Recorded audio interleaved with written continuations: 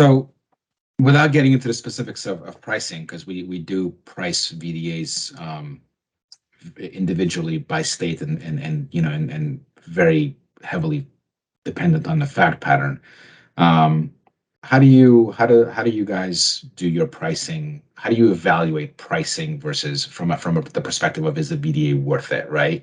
Because there's a professional services fee associated with negotiating this legal agreement and then going through the various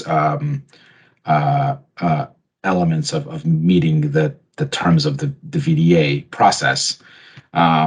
So how do you tip the scale typically?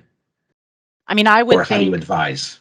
Yeah, and I think it really, depends on the process at the state level, right? Or even the local jurisdictions, such as in Colorado with the home rules. I think it really depends on, what that process entails, right? It's pretty much, are we having to fill out a ton of forms, or are we having to, answer or provide a narrative? I think the timing factor plays a big role, as well as our clients, or that prospective client's situation. Because if we're dealing with like bad data, we can't really do the self audit efficiently. Obviously, that's going to take you more time. So in those cases where you're spending a lot of time looking at client data, or their facts aren't clear when we're coming forward, I think that definitely plays like a huge role in the cost. Well, and speaking to that kind of value component, Tram, that you brought up earlier, we can, you're almost automatically granted penalty waiver, assuming you haven't collected non-remittent, whatever, without getting into too much detail. But we kind of see that penalties are about 50% of the tax that you are to remit, oftentimes being, 5% per month, capped at a certain amount for failure to file and failure to pay.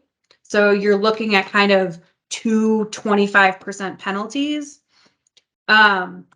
which is what you're able to go to get absolved, right?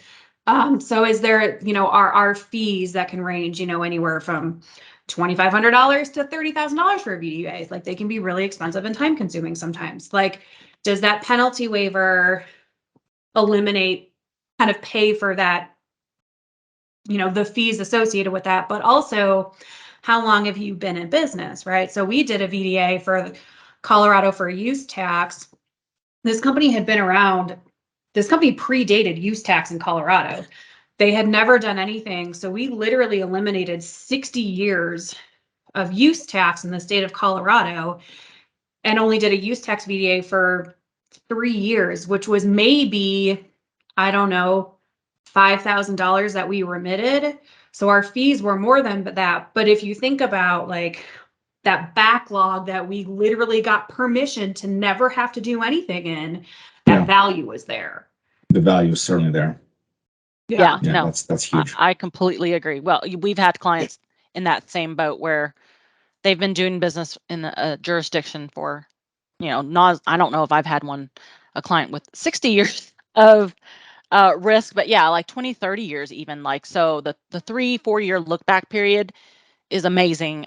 Though I think like Hawaii's look back period is like 10 years. So it's not always, the best path to remediate, but I mean, definitely a great option for many clients. Yeah, I think Hawaii, and then is it New Mexico? New Mexico is fairly long, and they're it's 8 or 6 or 8. Yeah. But those are the outliers. Generally speaking, it's 3 or 4, thankfully.